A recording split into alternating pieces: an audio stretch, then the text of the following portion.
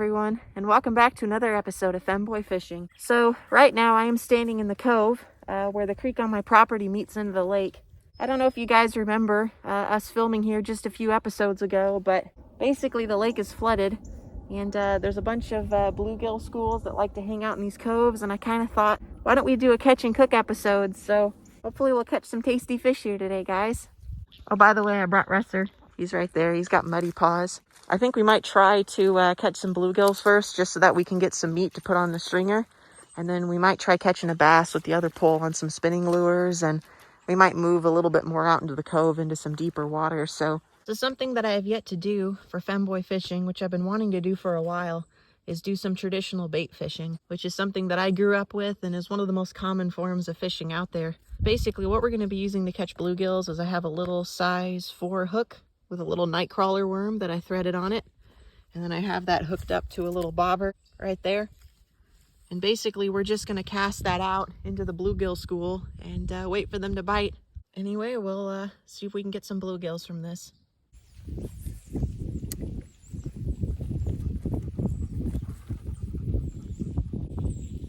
There we go. Got one. Resser, stop. I don't know. I think he's eating sized. I like eating smaller bluegills anyway, because if you catch a lot of them, they make a really good amount of food. So we've got a little 5-inch bluegill here. I'll keep him. We'll go put him on the stringer. All right, so I've got the bluegill on the stringer right there. So let's see if we can get a couple more. Again.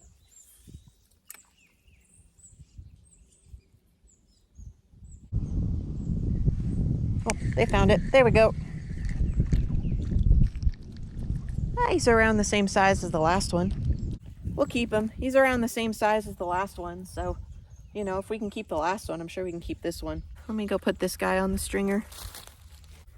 Okay, I had to put a new nightcrawler on because the last bluegill took the nightcrawler. So, chuck it out there. There we go. Got one. He looks... Oh, it's a long ear. The long ear sunfish. I forgot they were in this lake. Yeah, he's a little bit too small to keep. He's a pretty little long ear. I don't know if you guys can see him or not. I'm gonna go ahead and release him because he's too small to keep, and also he's a long ear. Thanks for letting me catch you, little long ear. I'll see you later. So I still have a little piece of nightcrawler on here, which I think is just enough to get them to still bite it.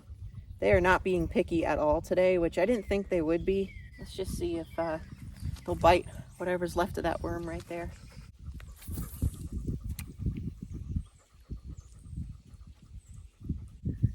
Oh, there's one. He feels not too bad. Yeah. Oh yeah, he's a good one. It's another really good sized bluegill. He's a lot like the first two we caught. I think this will be the last bluegill that we keep today, because I've already got 5 decent sized ones on the stringer, which I think is just enough for how much I want to eat. So we'll put this guy on the stringer and then we'll decide what we want to do then. So these are all the bluegills that we caught. What we're going to do, we're going to set these guys in the water somewhere and tie them up so that I can keep them fresh and keep them from escaping. Then what we're probably going to do is I'm going to put on maybe some bass spin fishing lures, like some crankbaits and stuff. And we'll probably walk over to the other side of the bank right here and try to fish in the deeper water.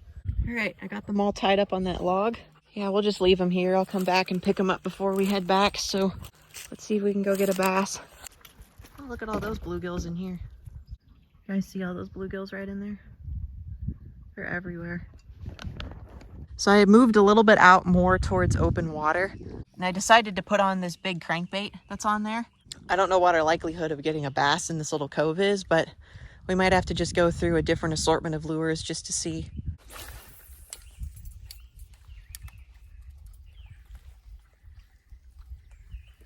Let's move down the cove just a bit. I think the water right here is just a little bit too shallow for bass to be cruising around in.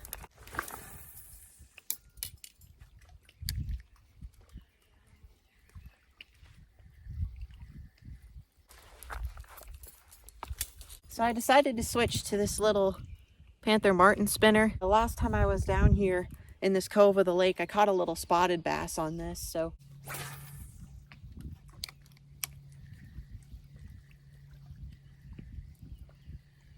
I'm probably going to end up running through all the lures in my box today. just trying to get a bass. But I don't really mind it because we have a lot of time to spend today.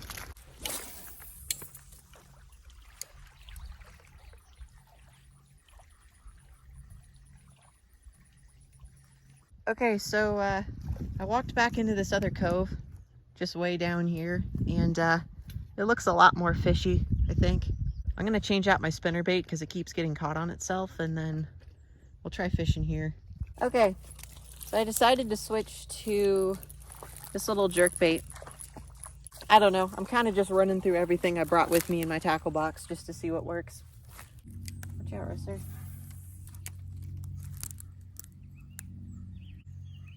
Oh, got one. There we go. It's a bass. It's a nice bass too. Oh my goodness, that's a good bass. There we go. Check this out.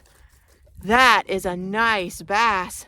I just cast it over there because I was thinking, man, I wonder if there's a big bass sitting in there, and I kind of doubted it.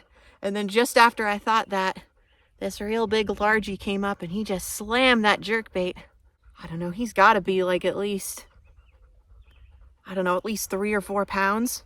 Man, that is such a beautiful largie. All right, let's let him go. All right, bass. I'll go ahead and let you go, bud. I'll see you later. Dang, that was a nice bass. Totally threw me off guard. I just caught him like right in this little pocket. Right there. Nice. I'll tell you what, let's cast around here with this jerkbait just a little bit more, and then we'll head back up and prepare the food.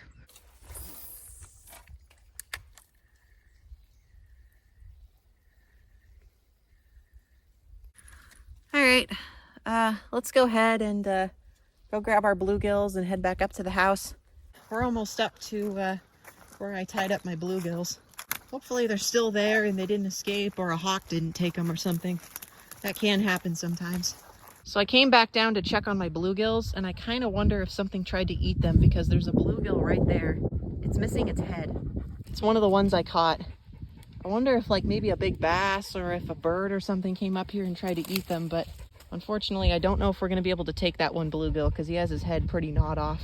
Well, at least we have 4 that we can eat, which are still in pretty good condition, so we've got our catches. Let's go ahead and start making our way up my creek and back to my house.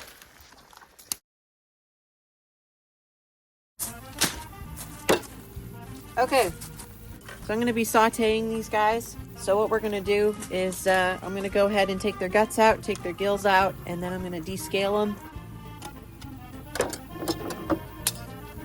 You know, never in my life have I ever thought I'd be sitting here in thigh-high socks gutting a bluegill. But here we are.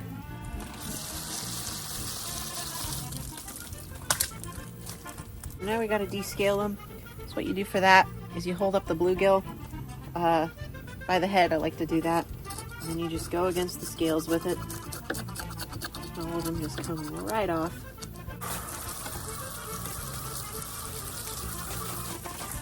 See? Nice and descaled. Let me do the other side. We've got that. And then the last thing I like to do if we're going to saute them is you want to take that, just kind of put a couple cuts in it just to cook the meat through. There we go. Ready to be cooked. So we've got 4 bluegills here, which I'm going to saute. Here's the bluegill that had its tail missing for whatever got to it. I have some vegetables inside. It's like a big bag of vegetables. It's got like broccoli and carrots and other stuff in it, so I think we're going to cook that.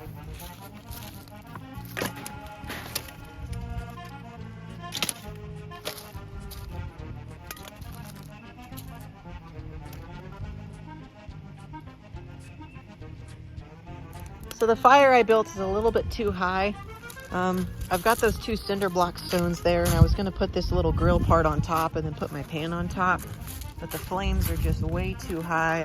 So I'm going to go out in the woods, see if maybe I can find some like big stones or something I can place on top of that. Okay, I found 2 more cinder blocks and I stacked them on top. I think that might just work. Okay, we're going to start with the vegetables. I've got some broccoli and carrots and some other stuff in here. I'm going to cook that in a little bit of oil. cook up. Go grab the seasonings. I'm just gonna put on some Mrs. Dash because you cannot go wrong with Mrs. Dash. And then we're gonna put on a little bit of salt.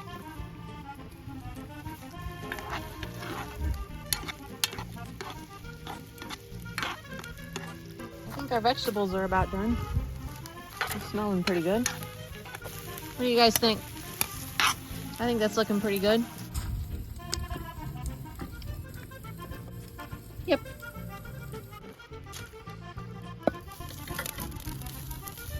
I'm gonna put mostly the same seasonings on the bluegill. The only difference is I'm gonna put on a little bit of salt and pepper. So we're gonna put on a little bit of Mrs. Dash because it's all I have. A little bit of salt. Put on a little bit of parsley because why not?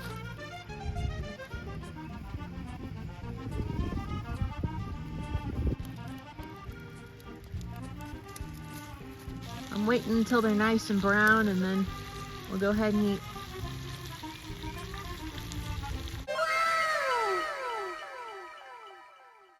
All right, it's all done. May not be the prettiest thing ever, but it smells pretty good and it looks pretty good, so I'm probably gonna want to give Russer some too. Russer, you want some fish? Okay, that looks pretty good. Let's try some of this. That is really good. I was thinking the seasonings I put on there weren't gonna make it taste very good, but like, that is very excellent. I'm gonna give one of these fillets to Russer. He deserves it. He's been a good boy. Careful, it's hot. There you go. Enjoy that. Some nice flaky white meat.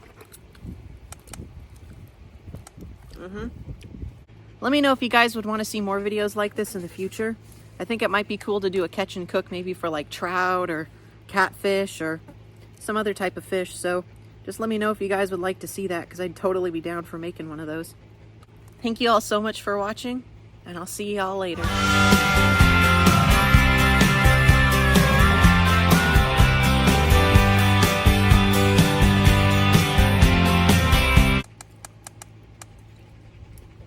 There was a bug on that.